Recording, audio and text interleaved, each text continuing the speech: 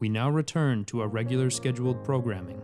Join Patrick Cunningham as he concludes his probe into the history of the blowjob next on MC Canada.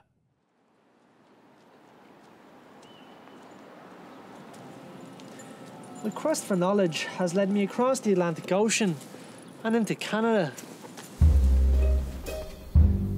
Throughout my journey, one name kept popping up.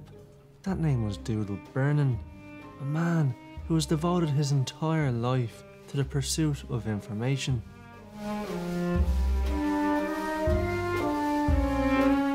It is this man who I intend to meet today, a world-renowned expert. Perhaps he can give us the answers we so desperately seek.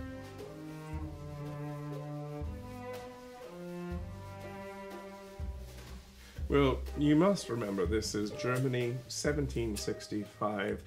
Medical knowledge, especially knowledge of the human anatomy, was really quite rudimentary. But much of the population suffered at this time from a disease they called gut rot. This is actually a fairly literal translation of the English term gut rot. And a young German physician by the name of Erwin Wuffler was trying to find a cure for this. He knew it was brought about by the consumption of bad meat. It was actually a fairly mild condition. Still, 75% of the population of Germany suffered from this. One day, Wuffler was conducting experiments on an elderly gentleman who was exhibiting particularly acute symptoms of gut rot. This was business as usual until Wuffler stumbled and fell, yes, open-mouthed onto the exposed genitalia of this gentleman. Now, this, to a modern audience, may seem strange, but you must remember that this is 18th century Germany, and the scientific standards of the time insisted that all the subjects were stark naked. Wuffler himself, he preferred to be rather tightly corseted, but I digress.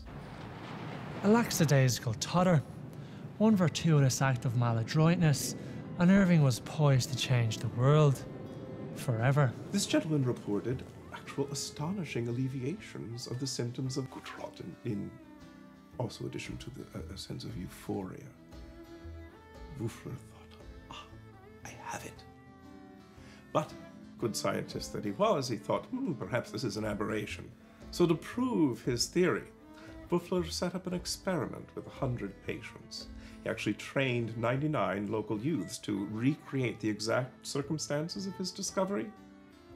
Sure enough, in every case, when mouth contacted genitalia, the symptoms of gut rot disappeared. Wuffler, ecstatic, named this procedure the Wufflerectomy. It was a monumental discovery, really. It changed the lives of millions of Germans. Now, fast forward 1954. By this time, gut rot had virtually disappeared, due mostly to improvements in meat processing.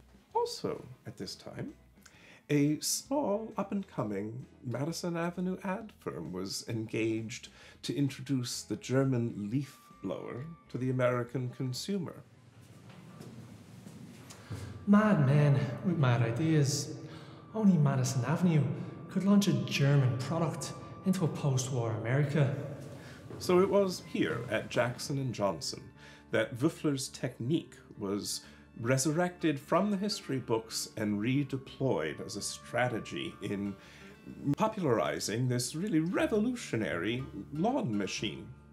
Now, Wuffler was, in a small but ardent minority, recognized as a hero, so it's no surprise that this strategy was wildly successful. Wufflerectomy, it sounded too surgical, so they decided to rename this procedure the blowjob. Every purchaser of a Klein Dog leaf blower was entitled to a free blowjob. They even had a jingle played on radios across the country. Yard work should be a joy. Get a Klein Dog, get a blowjob. They sold millions of leaf blowers that summer. Some homes even had two. Well, then came the hippie revolution of the 60s. And this was when the blowjob left the arsenal of the marketing executives and really became part of the popular culture. This was an act of rebellion at first, but it wasn't long before really every young American was blowjobbing. It became what we know it today. really no longer a tool of marketing, but a sexual act performed for pleasure among two or more consenting adults.